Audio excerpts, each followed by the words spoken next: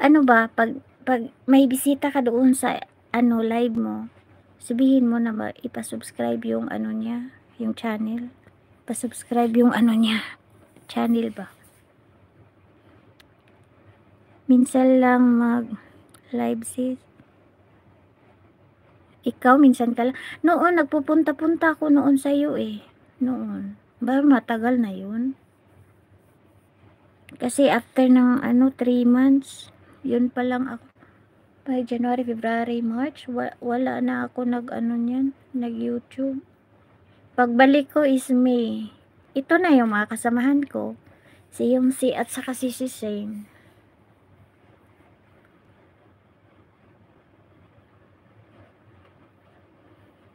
Pero makauwi ako, maano ko na tong channel ko, magawa ko na to. Bibili ako ng laptop. Bibili ako ng cellphone. Sabi ni Ate Shali, may tag 2K daw. Pangtambay. At saka pang support. Hindi pwede isa.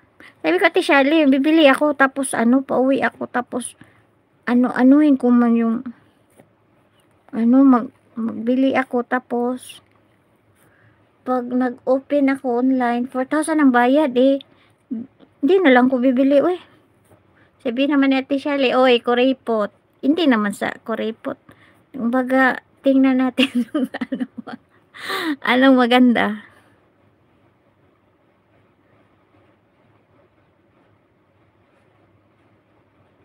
Okay, mabuti na dikitan mo.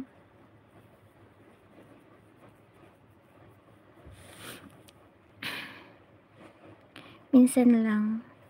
Minsan nga lang mag-live. Ano mo silent mo. Hindi pwede hindi ka mag-live kasi yung WH mo mabawasan. Mahirap anuhin. Ihabol. Ano, Monica na ata. Punta tayo dito kay Sir Luxor kasi nagpapalipad daw yan eh. Uy, nabigyan nga ako niyan 1,000. Pinaano kami. Pinapalaro ko sa kanila. Yun, nag-start nag-boom yung ano ko. Channel. Marami nagpunta-punta dito. Pangalawang ano ko na nga to, live. Kanina nag-live ako. Pinatay ko nga kasi nagpunta kami doon kay Sir Luxor. Kaya akala ba namin manalo tayo. Kasi nung nakaraan, nanalo ako eh. Ang saya-saya.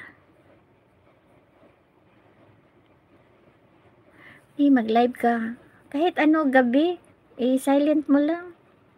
Ay, kay Eileen, tag-2 oras yan sa kanya eh. Alam ko, kailangan kayo mag-live. Pag na-monetize na, mas lalong malaki yung trabaho, sabi nila. Kasi nag-aano ka na, nagle-live ka na, kailangan mo nang asikasuhin ang channel mo. Lalong-lalo na may mga member ka, kailangan mo asikasuhin sila. Mga ganun ba? Bukya ako doon. Ako rin, bukya din ako doon. Ang dami, ano ba yung 108 sa akin, ang ano, pinapahula ni Sir Luxor, 109.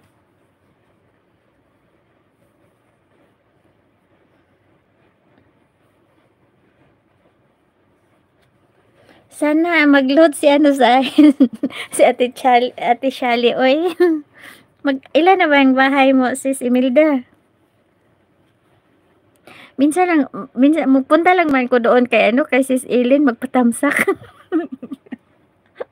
At saka kay si Ami. Kanina maaga ang live ni si Ami, hindi ko nakapunta. Kailangan magpunta kasi may mga utang na loob. Bukya nga rin ako doon, 10 hula, bukya. Ano kaya yun? Hindi rin ako nakakonsentrate kasi may ginagawa ako.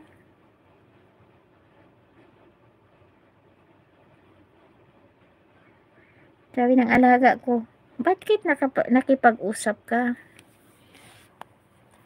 Hindi pa nga ako nakabihis, we.